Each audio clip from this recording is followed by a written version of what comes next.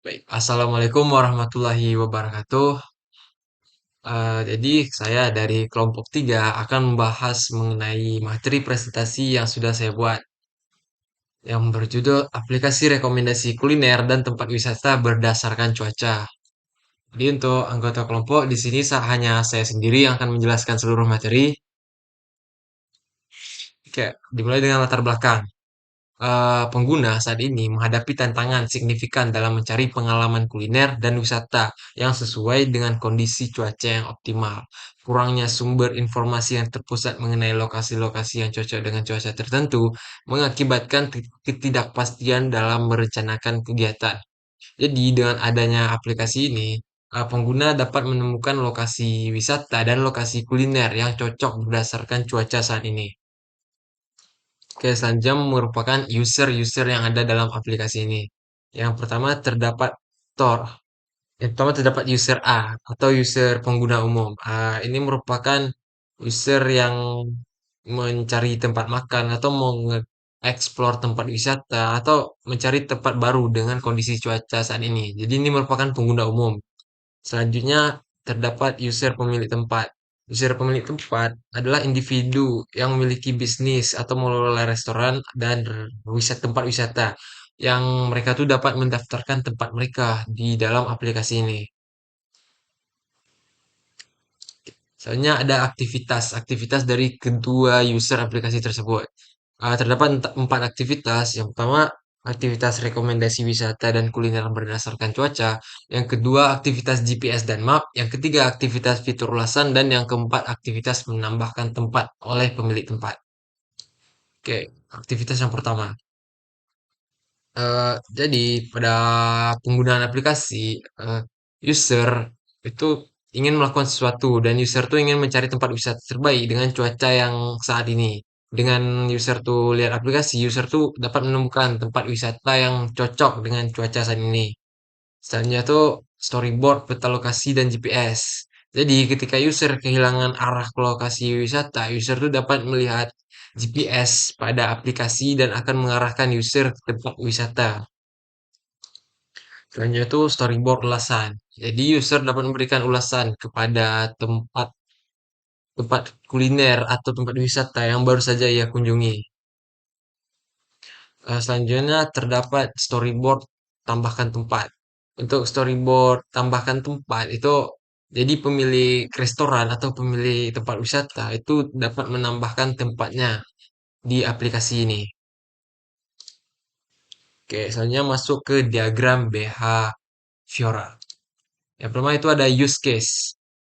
Nah, jadi di sini user dapat mencari tempat wisata atau mencari tempat kuliner dengan cara algoritma rekomendasi tempat berdasarkan cuaca. Nah, untuk tiap-tiap tempat wisata dan tempat kuliner itu terdapat maps dan GPS untuk menuju tempat tersebut. Dan pemilik tempat itu dapat menambahkan resto miliknya di maps dan GPS pada aplikasi.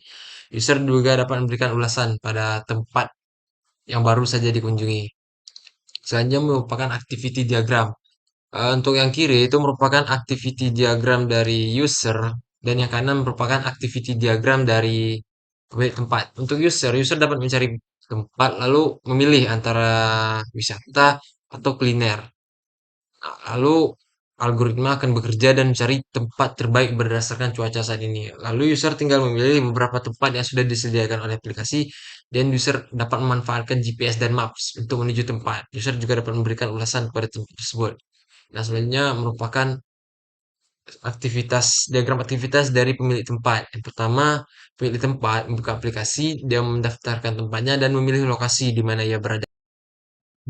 Selanjutnya masuk ke diagram struktural. Diagram struktural itu terbagi menjadi empat. Itu ada deployment, komponen, package, sama kelas. Untuk diagram deployment, yang pertama itu ada smartphone. Fungsi dari smartphone itu merupakan hardware yang dapat mengakses aplikasi. Fungsi dari web server itu merupakan server tempat aplikasi web dideploy. Dan untuk Weatherrecom.apk itu merupakan aplikasi cuaca yang berisi fitur seperti informasi cuaca, rekomendasi kuliner, tempat wisata, GPS, dan map. Eh, deploy Deployment diagram itu merupakan jenis diagram yang digunakan untuk memodelkan arsitektur fisik dari sebuah sistem. Untuk komponen diagram itu pertama terdapat user interface, merupakan antarmuka pengguna di mana pengguna berinteraksi dengan aplikasi. Lalu selanjutnya terdapat Wither App Controller, merupakan komponen pusat yang mengendalikan aliran data antara UI dan layanan backend. Selanjutnya terdapat Weather Service atau layanan cuaca. Layanan yang mengambil data cuaca dari cuaca saat ini. Selanjutnya terdapat data kuliner, basis data yang menyimpan informasi tentang restoran dan kuliner lokal. Selanjutnya ada database wisata, basis data yang menyimpan informasi tentang tempat wisata. Lalu selanjutnya ada GPS dan map service, layanan yang menyediakan fungsi GPS dan pemetaan. Lalu juga ada algoritma rekomendasi, komponen yang menganalisis data cuaca, kuliner, dan wisata untuk menghasilkan rekomendasi yang disesuaikan. Selanjutnya ada package diagram. Package diagram tersebut menggambarkan struktur komponen dalam aplikasi. Pada deployment di atas terdapat dua node besar, yaitu yang berisi node interface yang diakses oleh user dan node platform dari aplikasi. Di dalam node platform dapat node-node kecil lainnya seperti node aplikasi yang berisi node rekomendasi tempat wisata dan kuliner besar cuaca dan node navigasi. Node app tersebut membutuhkan akses ke node data kuliner dan wisata, data cuaca dan GPS dan map. Node platform itu dibuat oleh developer. Selanjutnya masuk ke kelas diagram.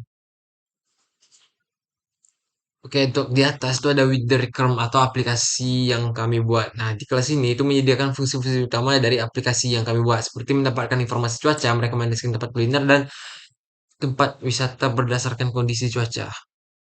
Selanjutnya itu ada data cuaca. Di kelas ini itu merepresentasikan informasi cuaca, termasuk suhu dan kondisi cuaca.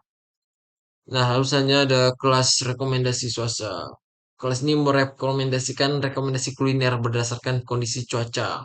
Selanjutnya ada kelas rekomendasi wisata. Kelas ini merepresentasikan tempat-tempat wisata berdasarkan kondisi cuaca, seperti nama, tempat, deskripsi singkatnya. Oke, mungkin sekian untuk presentasi yang saya lakukan. Mohon maaf jika banyak kesalahan. Wassalamualaikum warahmatullahi wabarakatuh.